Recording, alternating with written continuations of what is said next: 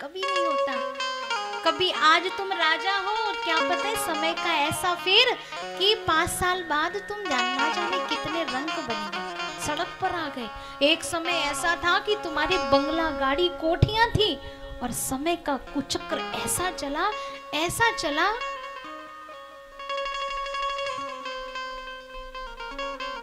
कि सड़क पर आने पर कोई देर नहीं लगती। इसलिए विधाता से थोड़ा डर के रहो। कहते ना, देता है तो इतना देता है कि छप्पड़ फाड़ कर दे देता है, और लेता है तो इतना लेता है कि चमड़ी उधेड़ कर ले लेता है। इसलिए उस ईश्वर, उस शक्ति का जब ज्ञान हुआ परीक्षित को, तो परीक्षित ने कहा कि अब चैन नहीं है, आत्मकल्याण, अब मनोरंजन नहीं भा रहा है परीक्षित को। अब परीक्षित अपने मन का भंजन करना चाहते हैं। कई लोग बोलते हैं दीदी कथा में थोड़ा चुटकुला हो जाए तो मनोरंजन हो जाए। कई लोग बोलते हैं अरे महाराज मनोरंजन करने नहीं आए हो तुम अपने मन का भंजन करो। यहाँ मनोरंजन तो होता ही रहा, टीवी खोल लो, कपिल शर्मा शो चला लो, 1 घंटे नहीं 4 घंटे मनोरंजन हो जाएगा कि नहीं? हाँ, लेकिन कथा में तो महाराज जीवन की व्यथा ही खत्म होती है। कथा में तो जीवन की दशा और दिशा दोनों ही परिवर्तित हो जाती है कि नहीं, है ना?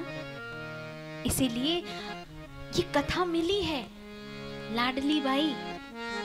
हाँ, अभी जैसी मुस्कुरा रही हो ये कथा है तभी मुस्कुरा रही हो, क्योंकि हंसना तो सिर्फ कथा में ही आता है। जब भगवान की भक्ति होती है तभी चेहरे पे मुस्कान होती है। और अगर भगवान की भक्ति ना हो तो देखो परिवार में कितने संकट हैं, कितने दुख हैं, कितनी परेशानियां हैं, और हाय रे माथा पकड़ के बैठते हैं, हाय रे मर गए, लुट गए, बर्बाद हो गए, हमारा तो सब बर्बाद हो गया, और माथा पकड़ के रोते रहते हैं। रोते हैं कि नहीं? हाँ, अगर तुम मुस्कुरा रहे हो, अगर तुम्हारे हृदय में शांति है, इस शांति के लिए ही तो पूरी दुनिया ढूंढ रही है कि शांति कहाँ मिलेगी, और पूरा विश्व ढूंढ रहा है कि नहीं? आप फॉरेन कंट्री में जितने भी, आप वृंदावन चले जाइए, कभी वात्सल्य ग्राम आइएगा और वृंदावन आइएगा, वहां आप देखेंगे कि सारे जो विदेशी हैं सब वृंदावन में बैठे हैं। जी क्यों बैठे हैं? क्या इनके पास कुछ है नहीं?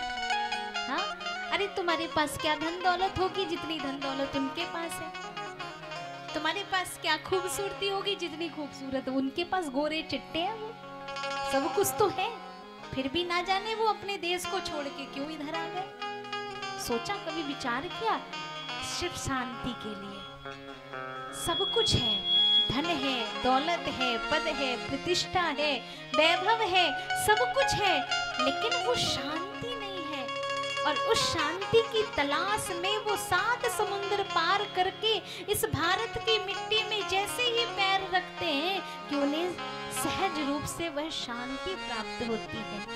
और इस भारत की मिट्टी में वृंदावन की रज रज में डोलते हुए घूम रहे हैं, राधे राधे राधे राधे राधे राधे। तो उस राधे राधे की महिमा और उस ब्रज की मिट्टी ने 7 समुंदर पार लोगों को खींचकर बैठा दिया।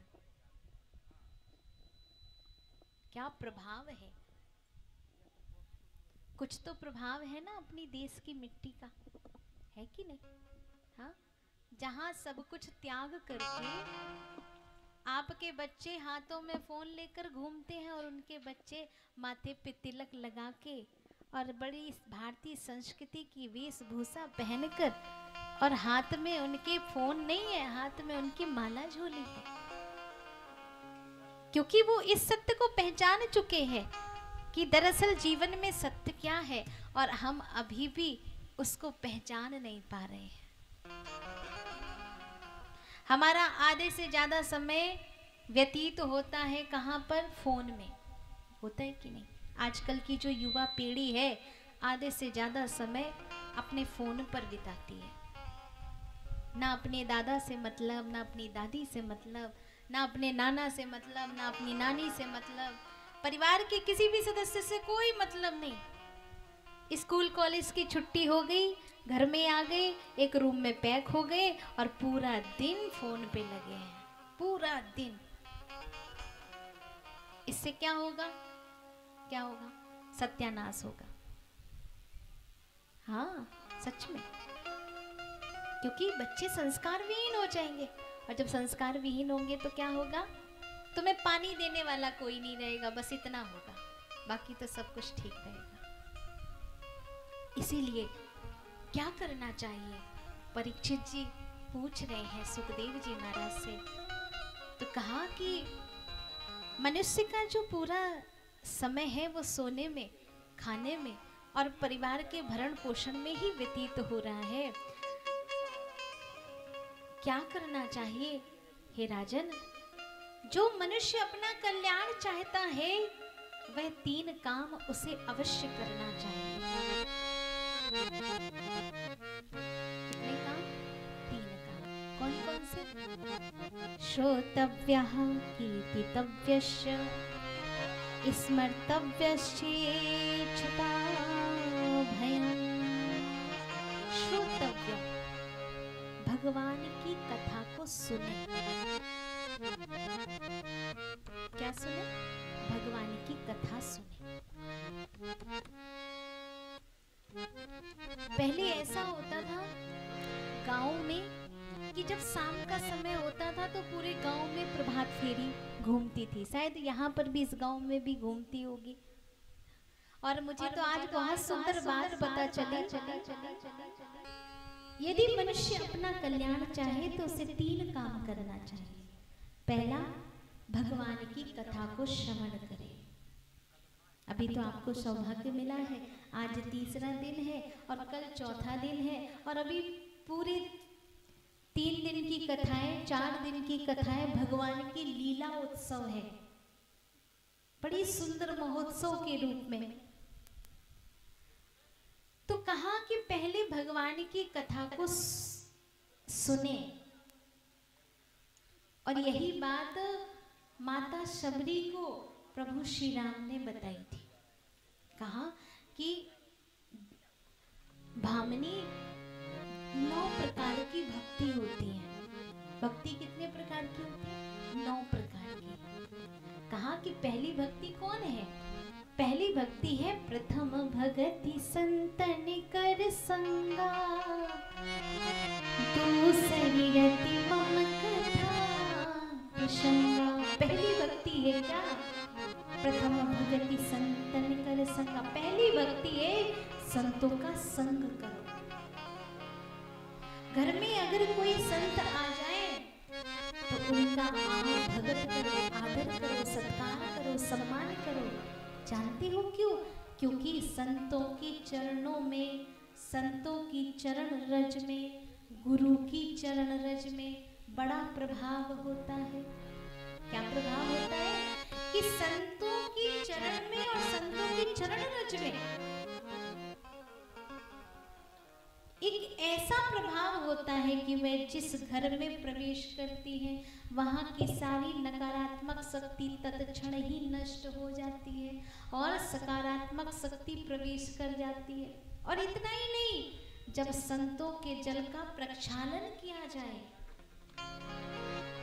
जल से उनके चरणों को धोया जाए, जल लीजिए, दूध लीजिए और उनके चरणों को धोइए, और वह जल अपने परिवार को चरणामृत के समान यदि आप पूरे परिवार में देते हैं तो उस चरण रज का, उस चरणामृत का इतना प्रभाव होता है कि आपके शरीर के रोग, आपके शरीर की नकारात्मक शक्ति तत्क्षण ही नष्ट हो जाती है। कहते हैं ना भैया, उसे भूत लग गया, उसे प्रेत लग गया, उसे पिशाच लग गया। कहते हो ना गाँव में ये बड़ा चलता, टोना टुटका हो गया। तो उस घर में अपने शरीर में भगवान को बुला लीजिए, संतों को बुला लीजिए, वो सारी शक्तियाँ, आसुरी शक्तियाँ तत्क्षण विलीन हो जाती हैं और दैव शक्तियाँ जागृत हो जाती हैं। तो संतों की चरण रज का कितना प्रभाव है। कहा कि प्रथम भक्ति है कि संतों का संग करो। और दूसरी भक्ति है कथा में प्रेम हो, कथा को श्रवण करो, उनकी भगवान की लीला चरित्रों का ध्यान करो।